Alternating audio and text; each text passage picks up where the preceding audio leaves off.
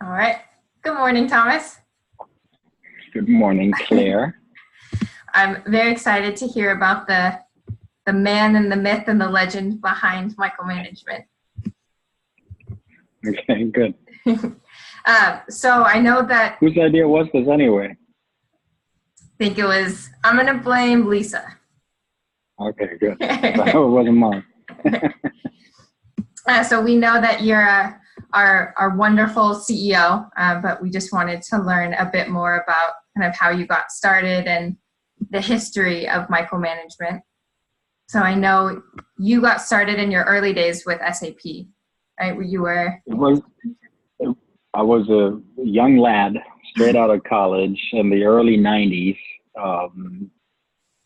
when it was probably 93 or 94, when I started working with SAP.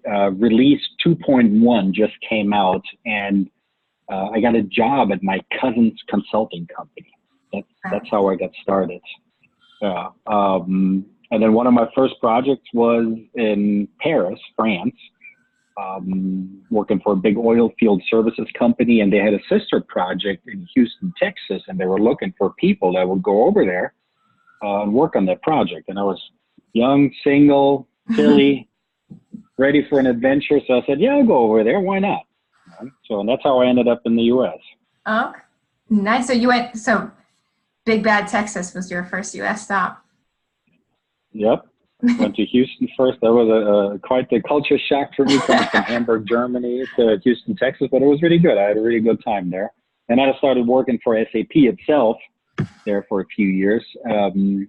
And then Y2K happened. So that was there was a lot of SAP work at that time. A lot of companies had to switch from their old legacy systems to SAP. And at that time, I started micromanagement. So right at the year 2000. Okay. Yeah. Oh, very cool. And so how did micromanagement get started? So it was the year 2000. My wife and I left Houston, moved to California, to San Diego. And I started micromanagement right there. And it was a boutique consulting company at that time. So it wasn't really a training company. So we did a lot of consulting work for a lot of big companies. And over the years, a lot of consulting clients, these companies, they came to us and said, hey, listen, every time I hire a new accountant or a new buyer, I have a training need, but it doesn't make any sense to send every individual person to an on-site training class. That makes no financial sense, nor does it make sense to bring in a trainer for the day to train that person. Isn't there something else? And that was around 2005, 6, 7, and there really wasn't anything else. Those were your options, right? You can either go to SAP's training centers and attend these classroom sessions back then, or bring in a trainer in-house. There was no online training at that time. And I taught a lot of training courses myself for SAP. So I knew what the training method looked like. It was death by PowerPoint. Right? So I remember starting a class on Monday morning, and then I put the first slide up, and in the bottom right-hand corner would say slide 1 of 680. Oh my, painful. That's how the week started. Yeah, very painful. And people would just sink into their seats because they thought this was a long week. Right? So 2007 was the year where we started playing around with new authoring tools that just came out on the market. We knew we didn't want to do a death by PowerPoint training approach. Nobody really enjoyed that all that much. Nobody really learned with it. I remember the biggest complaint I always had when I taught these PowerPoint-based classes is that people sat through 2, 3, 4, 5 days of training, and at the end of the class they said, I still don't know how to create an invoice in the system, or how to create a customer master record. All right, so the hands-on approach was missing. So that's when we played around with hands-on simulation courses in the early days. And then after a few iterations, we found a format that people really liked. It was as if you were logged into a real SAP system, and you would click on the buttons, fill out the fields as if it's a real deal. And along the way, we would explain how to do things in SAP and why you would do this. That was always the big thing that was missing in the other training courses, right? People would tell you, oh, click on this button, now click on this button, now fill out this field, and now click save, and you've just learned how to post an invoice. And then you think, no, I haven't learned anything. You just told me a sequence of buttons to click, right? So that was very important for us, that we would explain, well, click on this button because this is what it does. Fill out this field because it's important for this and that. So that's how we got started with the simulation training back in 2007. Wow. It's so cool that there was really nothing else on the market either. So you saw a need and went for it. And it's obviously been very successful. So right now, there's nothing else in the market other than SAP itself. They obviously are the 800-pound gorilla. They offer their learning hub training. It's that PowerPoint content that I was referring to. And then we're the second largest online learning provider. There's nobody else. And our approach is very different. And I'm sure you're going to ask me about it, but that's, for example, the biggest difference between us and SAP. It's a different philosophy, different approach in training content. We don't like death by PowerPoint training. Our training has very few PowerPoints, a lot of hands-on, a lot of video-based training nowadays. Whereas they believe more in the one slide after another slide approach. Yeah. Death by PowerPoint. That should be your slogan. I like that. And you're an all-knowing wizard, because my next question, in fact, was going to be, what's different about our training compared to SAP's Training Hub? Yeah, so we get the question a lot, especially from our corporate customers too, when they look at ours versus SAP's, and they always say, "Well, why should I buy yours?" So and besides all the other stuff like pricing and the agreements and the legal stuff, all that stuff, the biggest decision that companies have to make is, what kind of training do your people want? First of all, do they like online training? There are still companies out there. Every company has a learning culture. It's either by design or by default, right? And a lot of people don't know what their learning culture is. That's the very first thing I tell them, is that you got to find out. Ask your people, what do they like? Do they like taking online training? Do they like going to classroom training? Do they like live instructors? Do they not like, so you need to find that out. And then you need to find out, if it's online training, well, what kind of online training, all right? Do your people like the PowerPoint approach? Maybe some do. I don't know any. Or do you like more of a hands-on simulation approach, more video-based training? Because then we're a better choice. That's the biggest difference between us. And then, of course, there's pricing differences. There's differences in the licensing model. One thing that we always point out to our corporate customers, we want to be easy to work with, right? So we allow companies to transfer licenses, training licenses, from one user to another. SAP doesn't. That's helpful. But we understand. We understand that one SAP user doesn't need training for the entire 12 months of the year. So it's just fair for us to let them, let Bob use the license for 3 months, and then let's transfer it over to Sally, and then she can train, right? Yeah. So again, we want to be easy to work with. Oh, absolutely. Cool. And I know we're a small but mighty team making up the micromanagement group, but in your opinion, what makes the micromanagement team sort of tick? Well, it's people like you.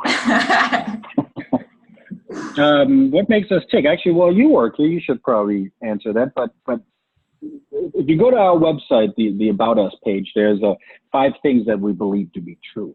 And, some of the things on there are, we don't have to wear suits to do business. So we have a very casual work atmosphere. We also don't have to be in an office to do business. All right. So our company is totally virtual.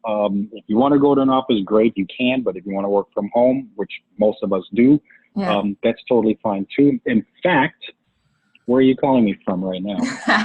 I'm calling you from Panama City.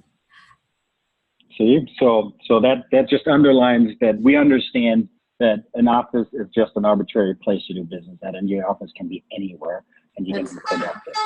Yeah, you've allowed the my other office thing everywhere. What's that? So you've allowed me to have my office be literally anywhere. So. Yeah, so I travel a lot, and I can do my work from anywhere. You can do your work from anywhere. We all do. In fact, our team is spread all over the U.S., actually all over the world. Our instructors are spread all over the world. True. Another thing we believe to be true, or that we really, that's really important to us, is we want to create the best possible training content for our students. We don't just because somebody else creates PowerPoint slides doesn't mean we have to, right? Just because somebody else does this doesn't mean we have to. We listen to our students. We ask them, what do you like taking? All right. And when we started in 2007, all our courses were simulation courses, hands-on simulation courses.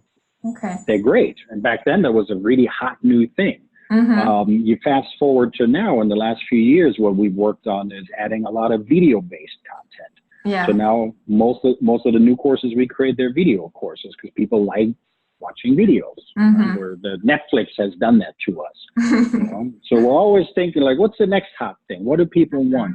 In 2 years, 3 years, 5 years. Yeah. And I'll let you look up the other 5 things that we believe to be true on our website. Okay. Very nice. And for those who are coming on to the site who maybe have never heard about SAP or learned SAP, you have some encouraging words for our new learners. The biggest thing that I always tell people is learning SAP is not easy or quick. So have a realistic expectation. While you can learn the basics of SAP fairly quickly in a matter of a few days, a few weeks, or what, right? So then you'll know some SAP stuff, and you'll be proficient. You'll be able to work with SAP. Becoming a master at it is really, really hard. I've been at it for over 20 years. And I consider myself an expert, but in that tiny little sliver that I consulted in, asset accounting for me, asset management. So I'm really, really good at that part, but that doesn't make me good at the rest of SAP. Quite the opposite. I still learn a lot every day. There's another thing that I learn about SAP or go like, well, I didn't know that. So people have to have a realistic expectation. You'll never be done learning SAP. You'll never know everything about SAP, and that's okay. Just pick an area that you want to work in, or that that you're good at, right? And start learning there. Start with the basics, right? Everybody needs to know the basics. Don't skip over that. We have some people that say, "Oh, I don't need to know the basics. I'll just dive right in." I'm like, nope, you're wrong. You do need to know the basics. Yes, you do. And continue learning. Don't stop. That's the biggest thing. Nice. That's exciting, actually, that there's something that you can never learn enough of. Like, that's not very common. It's exciting. Some people find it frustrating. But I enjoy it too. And SAP comes out with new releases all the time too. So there's always something new to learn. Even if you're an expert in your area, like my little asset management area, well, SAP came out with a new release and there's new functionality. So now I have to relearn that stuff. Yeah. Nice. And so if someone is an expert or learning to become a soon-to-be expert in SAP, why would they choose a career in SAP? Oh, why would they choose SAP to begin with versus other ERP systems? Yeah, or other similar software, or maybe compared to Oracle. What's the greatness of SAP? Yeah, I'll share a few market stats with you. So SAP software is used, or the other way around. 90%, almost 90% of the global 2,000 companies, so the largest companies in the world, right, the big brands, Apple, Google, IBM, whatever, right, the big companies, 90% of them use SAP software to run their businesses. So that means 9 out of 10, almost all of them, right? So if you ever want to work for one of those big companies, you're going to have to work with SAP software, no doubt about it. Yeah. Right. The other 10% share the market, and then Oracle is the next biggest competitor to SAP, but it's tiny compared to SAP. Yeah. So, Oracle is a big company, no doubt about it. Compared to the market share that they have,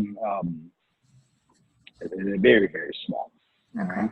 Yeah. Yeah. And it's not just the global companies in the world that use SAP. It's almost like it's a de facto industry standard, you know. So companies, you know, even mid-sized companies from maybe 250 million in revenue and up, chances are they use SAP software. Yeah.